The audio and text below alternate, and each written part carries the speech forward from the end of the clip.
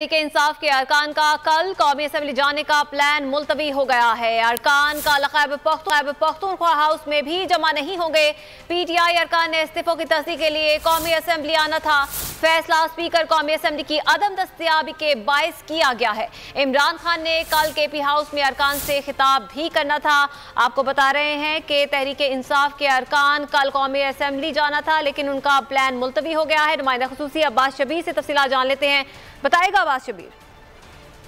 देखिए, इस तरह की इंफॉर्मेशन थी कि तहरीक इंसाफ के अरकान कौमी असम्बली इस्तीफों की तस्दीक के मामले पर कौमी असम्बली जाएंगे।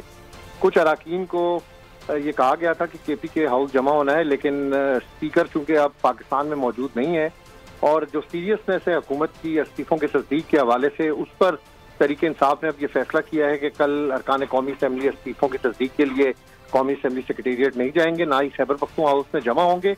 ये फैसला स्पीकर की अदम दस्तयाबी और उनकी जो नॉन सीरियसनेस है इस्तीफों की तस्दीक के हवाले से, उस हवाले से किया गया है। इमरान खान से मशावरत के बाद ये फैसला किया गया और उनकी हिदायत के ऊपर ये अब तमाम अरकान को इतला दी गई है कि कल कौमी असम्बली में इस्तीफों की तस्दीक के लिए पेश नहीं होंगे। ठीक है अब्बास शबीर, इस हवाले से आप हमें आगाह कर रहे थे, आपको बहुत शुक्रिया। और अभी आपको बराह रास्त सखर लिए चलेंगे, जहां पर वफाकी वजीर शहरी रहमान मीडिया से गुफ्तगू कर रहे हैं। बिल्कुल कॉन्शियस हैं कि जितने जल्दी हो सके जो